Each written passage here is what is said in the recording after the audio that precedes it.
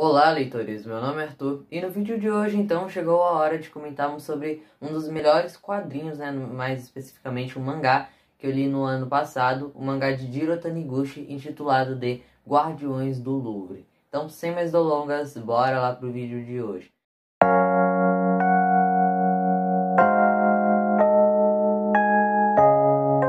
Bem, pessoal, coincidentemente ou não, este está sendo o primeiro vídeo do canal deste ano e para mais uma vez falarmos sobre uma obra de Jiro Taniguchi, porque para quem não sabe, ano passado o primeiro vídeo do canal também foi falando sobre uma obra do autor chamada O Gourmet Solitário, só que desta vez a gente vai comentar um pouco sobre Guardiões do Louvre, que é esta obra que eu li mais recentemente do Jiro Taniguchi, e com certeza eu quero ler outras obras do autor, porque realmente eu estou gostando demais dos mangás que eu estou lendo dele. Antes de mais nada, eu já peço para você se inscrever no canal, deixar seu like, seu comentário, sua observação, seguir o canal no Instagram, @olá.leitores, e acompanhe eu aqui durante esse ano de 2021, porque muita novidade está por vir aqui no canal ainda.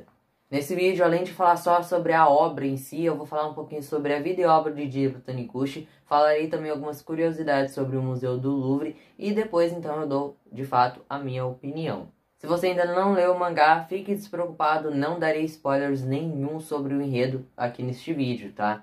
Bom, falando um pouco sobre o Jiro Taniguchi, ele é um mangaka que nasceu no Japão no ano de 1947 e viveu até o ano de 2017, onde faleceu aos seus 69 anos. Vindo de uma família bem humilde, ele era o terceiro filho de um casal, onde a mãe era uma empregada e o seu pai era um cabeleireiro. No ano de 1969, ele decide se mudar para Tóquio com o objetivo de se tornar um mangaka. A partir daí, ele começa a colaborar com trabalhos de outros roteiristas, fazendo desenhos então para outros mangás, quadrinhos. Inclusive, ele fez até alguns livros, né, com parceria com outros autores. Porém, alguns anos depois, ele começa então a roteirizar e a desenhar os seus próprios mangás, e mangás esses que o tornariam muito famoso, um mangaka muito reconhecido, principalmente no Japão, se tornando um dos grandes realmente. E aqui no Brasil, mais recentemente que as suas obras têm sido trazidas. Suas obras possuem algumas coisas em comum, muitas delas retratam então o cotidiano de alguma pessoa, realmente mostrando os pequenos detalhes, né, da vida durante a história. Elas também têm um tom meio poético, algumas delas até meio dramático também, e no final ele sempre passa a mensagem de que a gente sim tem que valorizar os pequenos momentos, né, as pequenas coisas da vida. Em seu traço, ele foca muito no cenário, na ambientação da história, fazendo a gente emergir ainda mais na narrativa. Além de Guardiões do Louvre, né, muitas outras obras de Jiro Taniguchi já foram publicadas aqui no Brasil. Inclusive a editora Pipoca Nankin, editora essa que publicou esse mangá que eu estou falando com vocês nesse vídeo, anunciou que nesse ano de 2021 vai trazer outras obras do autor também. Então, esperem que mais Jiro Taniguchi vem ainda nesse ano. A Devir ela é responsável também por lançar algumas obras do autor, como O Homem que Passeia.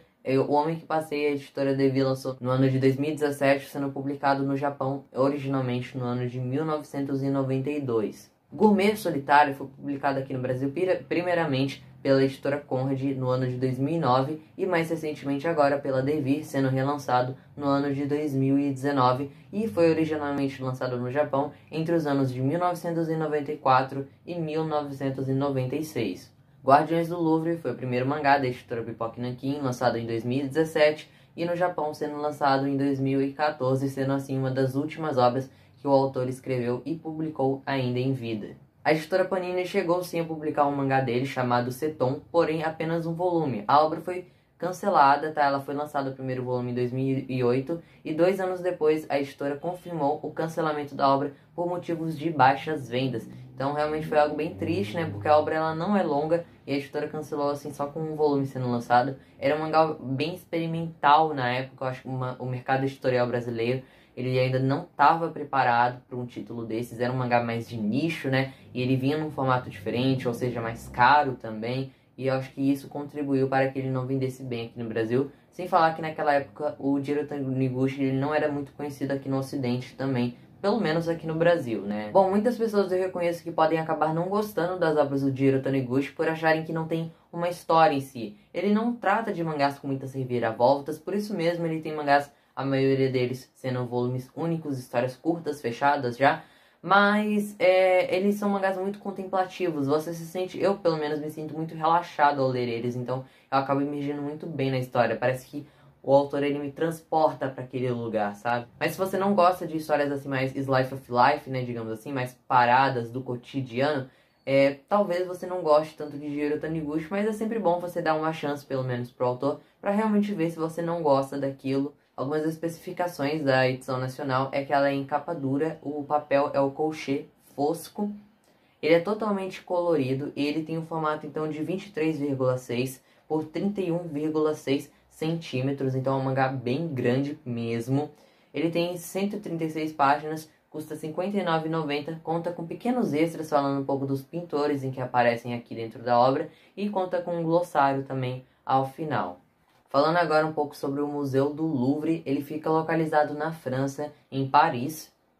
E bem, gente, eu acho que esse daqui eu nem preciso falar muito sobre o Museu do Louvre, né? Dispensa comentários, é praticamente o maior museu do planeta. Ele tem muitos visitantes durante todo o ano, milhões de pessoas vão visitar o Museu do Louvre sempre, por isso ele sempre vive cheio até. Ele chama logo a atenção de cara, assim, pois a sua arquitetura, né, ela é muito bem feita e no centro dele, né, digamos assim, possui uma pirâmide feita de vidro, uma pirâmide que tem mais de 20 metros de altura e lá dentro tem várias escadarias onde dentro dele você consegue ter um panorama muito melhor da visão externa do Museu do Louvre. Dentro do Museu do Louvre ficam expostas grandes obras de vários artistas muito renomados, né, como esculturas, quadros e etc. Ele foi projetado inicialmente nos anos de 1200, mas não para ser um museu, e sim para ser uma fortaleza de proteção ao reino contra invasões. A partir dos anos de 1300, ele se tornou um palácio para a realeza, a realeza ficou morando lá até 1682, onde a realeza nesse ano se mudou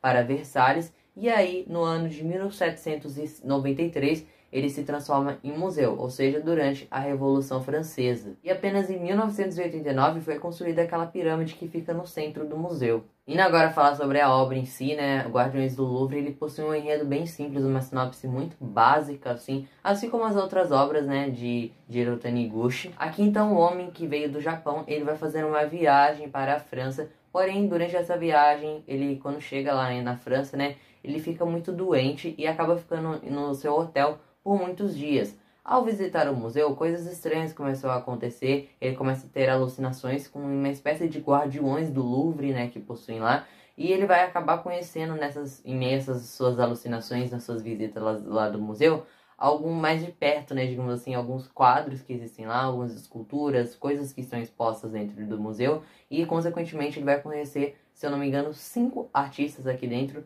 Um deles é o Van Gogh, esse foi um dos capítulos que eu mais gostei dentro da obra. E não só isso, a gente vai conhecer um pouco também da história do museu, do contexto, né, em que foi pintado aqueles quadros, feitos aquelas esculturas, né, na perspectiva, digamos assim, né, dos pintores. Existe um capítulo aqui também como o Museu do Louvre ele reagiu às guerras mundiais, é um capítulo muito interessante. Ele é dividido em 5 capítulos, esse mangá, e eles são basicamente meio que capítulos únicos, então eles são histórias fechadas em cada capítulo, porém elas se interligam de uma forma entre si no final. É como se fosse um mangá realmente episódico. Ao ler esse mangá, parece que eu estava lá dentro do museu, sabe? Realmente, você imerge naquela história em meio ao traço do autor, o cenário e a narrativa também, que é muito fluida. Enfim, pelo visto, vocês já devem ter visto que eu gostei demais desse mangá. Reconheço que algumas pessoas podem acabar não gostando, por ele não ter uma trama em si, né? Ele tem lá no final, o autor constrói até com uma trama pro personagem, mas realmente ele não tem, nossa, nada de grandes acontecimentos. Mas é um mangá que eu gostei demais, e ficou entre os meus favoritos de 2020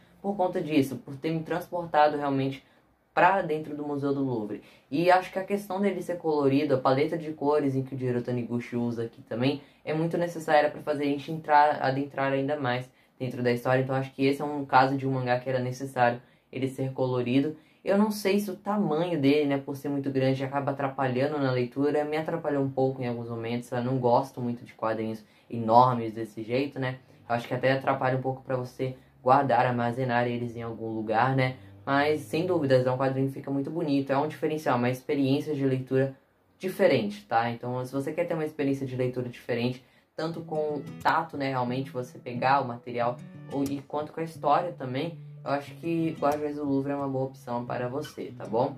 Bom, eu vou ficando por aqui. Até uma próxima aí. Tchau!